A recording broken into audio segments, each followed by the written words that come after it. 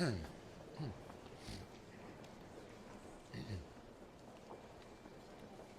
good afternoon, everyone. First, an observation about the conflict in the Middle East. I'm really perplexed about the argument that there's some kind of moral equivalency between Hamas, a terrorist organization funded by Iran, and Israel. There are all kinds of differences. Number one, when Israel strikes, for example, they call the building and say, please get out of the building because we're about to attack it, in order to minimize civilian casualties. Hamas is lobbing rockets into Israel to kill civilians. There is no moral equivalency here, and those who are calling for a ceasefire are basically suggesting that there is moral equivalency. I think we need to stand by our Israeli friends. Imagine what our reaction would be if somebody was lobbing these missiles into Washington. I think we'd be hitting back, but we'd be hitting back with precision. Secondly, we had a good discussion at lunch about the January 6th commission. I think I'm safe in characterizing our conference as willing to listen to the arguments about whether such a commission is needed. One thing I think we need to bear in mind, there are hundreds of arrests that have already occurred. The Attorney General is pursuing many more. There's a serious criminal investigation going on right now. Query, would the January 6th Commission in any way interfere with the criminal investigations and the law enforcement activities? Number two, we need to read the fine print. Even though the commission appears to be balanced, my staff tells me that, in fact, the majority, the chair, who will be determined by Pelosi and Schumer, control all the staff hiring. So I'm not saying that we have decided this should not go forward, but if it's going to go forward, it needs to be clearly balanced and not tilted one way or the other, so we have an objective evaluation. So I think it's safe for you to report that we are undecided about the way forward at this point. We want to read the fine print, and if the majority leader puts it on the floor, we'll react accordingly. Well, it's nice to see some smiling faces again. I think proof and evidence that vaccines work, and I hope that the American people will see this and understand that vaccines are safe and effective, and the best thing that we can do to get this pandemic behind us is to get everybody vaccinated. In South Dakota, vaccine rates are high, the unemployment rate is low, and kids are back in school, and we're glad that the rest of the country is starting to catch up. But what I see happening with the current administration and many of their policies is they're moving further and further to the left and making it harder and harder for the country to get back on its feet economically. And I think there are several pieces of evidence about that. One is the inflation rates, the highest that it's been in 12 years, which means that everything from the food you put on the table to the energy you use in your home to purchasing a used car, all those things, everything is going up. It's more expensive for people in this country. Secondly, you had in the month of March 8.1 million job openings, and yet the April employment report recorded that only 266,000 people got jobs, meaning that there is a huge gap, a huge disconnect between the number of jobs available out there and the people who are actually wanting to go back to work. And one of the reasons for that is the Biden administration has adopted to put policies in place and keep policies in place that make it harder and harder for businesses to compete with the federal government. The unemployment rate increase, which has been locked in now until September, is making it harder and harder for employers across this country to hire. And that's going to continue to, you're going to continue to see that unemployment rate tick up until that changes. And so I hope that the administration will realize are very leftist policies on the economy, whether it's the massive amount of spending, the proposed tax increases which would kill jobs in the economy, are not the right policies. That if we would stick to and adhere to the pro-growth policies that were in place prior to their arrival at the White House, that we were seeing our economy grow and expand at the fastest rate in generations. And those are the types of policies we think need to be in place, and hopefully the administration will come to that conclusion.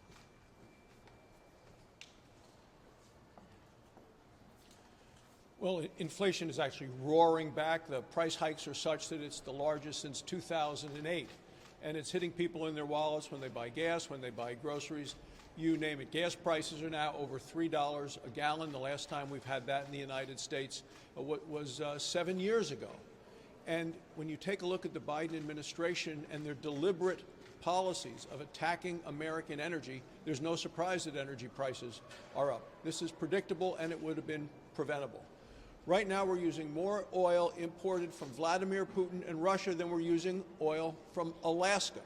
That's a result of the policies of this administration. So whether you need to either heat your home or cool your home, you're going to pay more. We had one pipeline that shut down last week. It caused panic, it caused long lines, and we're going to see more of this with this administration's policies. So people are paying more, but it's not just going to be about energy costs. We're also seeing it for products. Used cars, used trucks up 10% in cost last month alone. Higher grocery prices. And it's not just Republicans who are predicting it.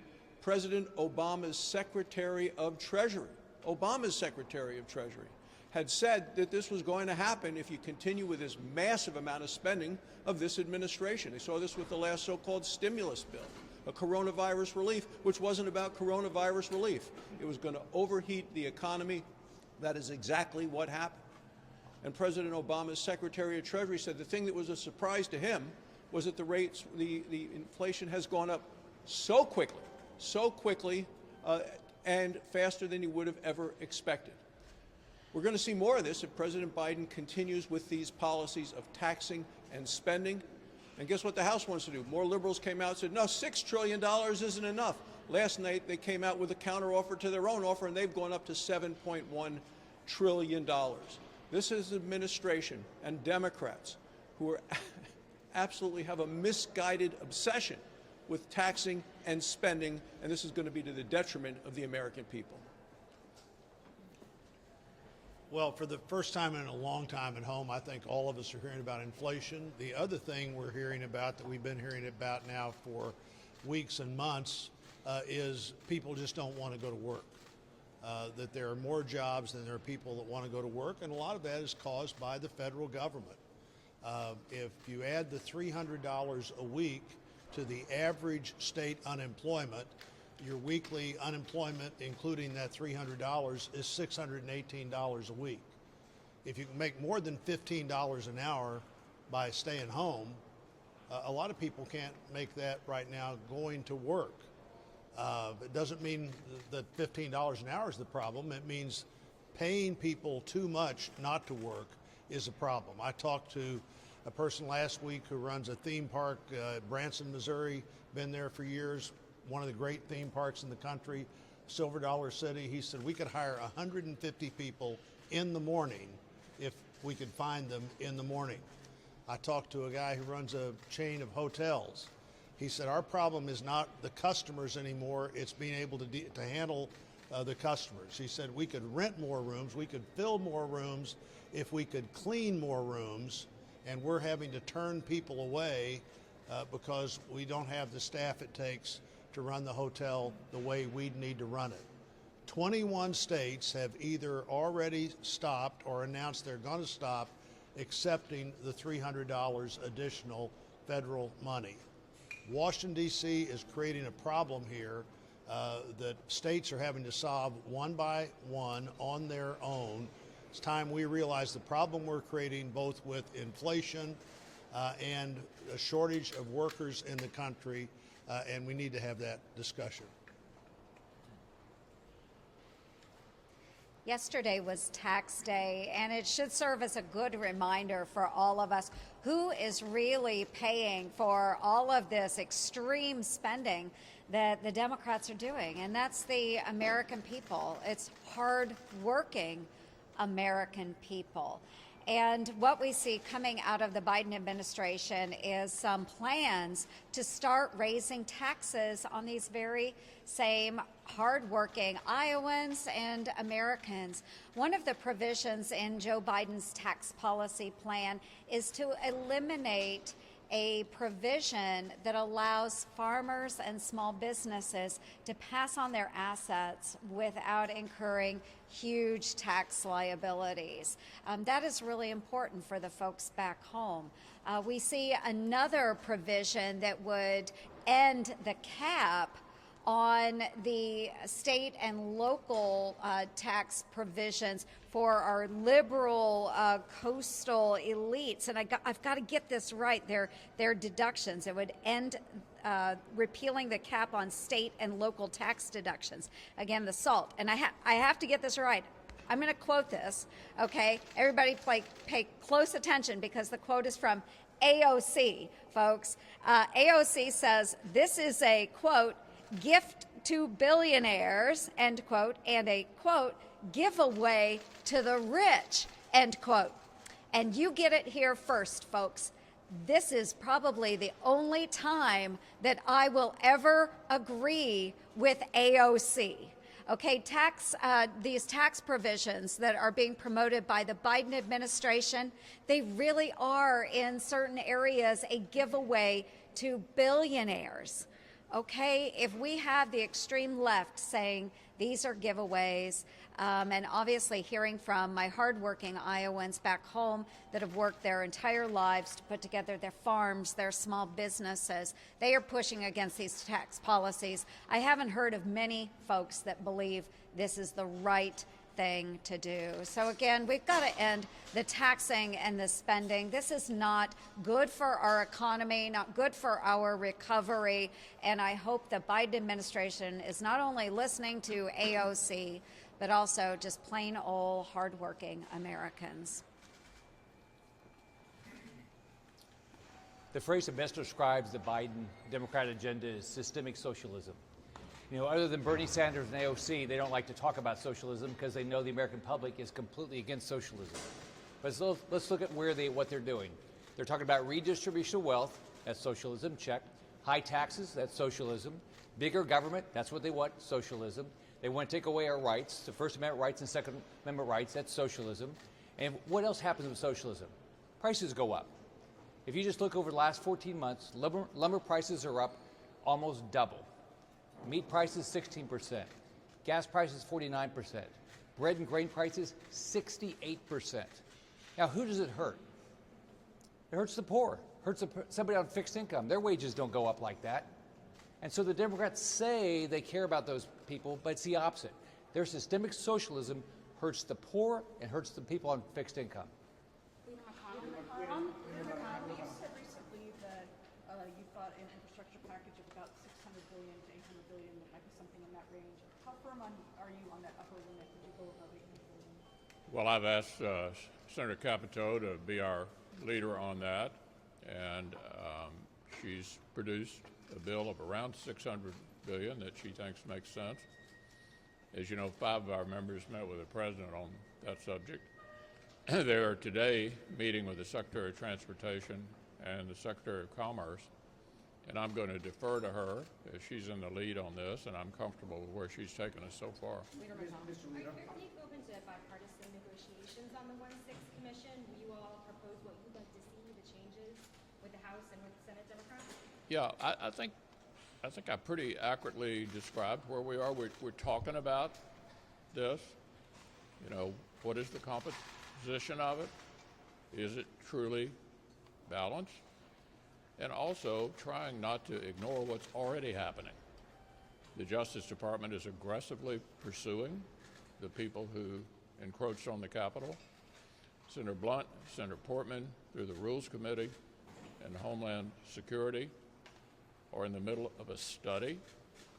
In the meantime, in addition to the January 6th commission, the Speaker is apparently sending to us, she's sending to us a supplemental as well, and we're not sure what to spend the money on yet. So I think we are pushing the pause button here, taking a look. If both of these come over, both the January 6th Commission and the supplemental, we'll take a look at them. But they're going to have to make sense in the context of where we are with the criminal investigation that's very much underway and the studies that Senator Blunt and Senator Portman are involved in. Mr. Leader, you had previously suggested you were open to, you wanted an investigation to have a broader scope to look into what happened last summer. Are you open to a scope that's looking specifically at the January 6th attack? Well, Manu, let me try again. We are discussing this whole matter in our conference. We just had a good discussion of it at lunch, and we're evaluating what is appropriate given where we are. And I don't have an answer beyond that at the moment. Yeah. You have made your support and Senate Republican support for Israel expressly clear on the Senate floor this week. You specifically named a 5-year-old Israeli boy that tragically lost his life, but you didn't name the number of Palestinian children that have died. Is there equal concern for the Palestinian children losing their life in this conflict as well? Well, we're concerned about all children, but the difference, let me try one more time. The difference is the Israelis actually call in advance if they're going to make a strike and suggest to their adversaries that they get out of the building in order to try to avoid killing anyone. Hamas, which is a terrorist group, lobs shells into populous areas with the purpose of killing innocent civilians. The total lack of moral equivalency. There are a significant number of Democrats now who want to throw Israel under the bus and act like there's some equivalency here. There isn't. Completely without moral equivalency. A terrorist group on the one hand that exploits, by the way, the Palestinians themselves by frequently putting them in harm's way, and the Israelis who are going out of their way to make precision responses to defend their country and their citizens. Mr. Leader, how confident are you that there will be a deal on police reform by next week, or the deadline set by President Biden? Well, you need to check with Senator Scott. He is in charge of our negotiation, and he could give you, I think, the best answer to how close we are. Have you been meeting, Thank you. Meeting with the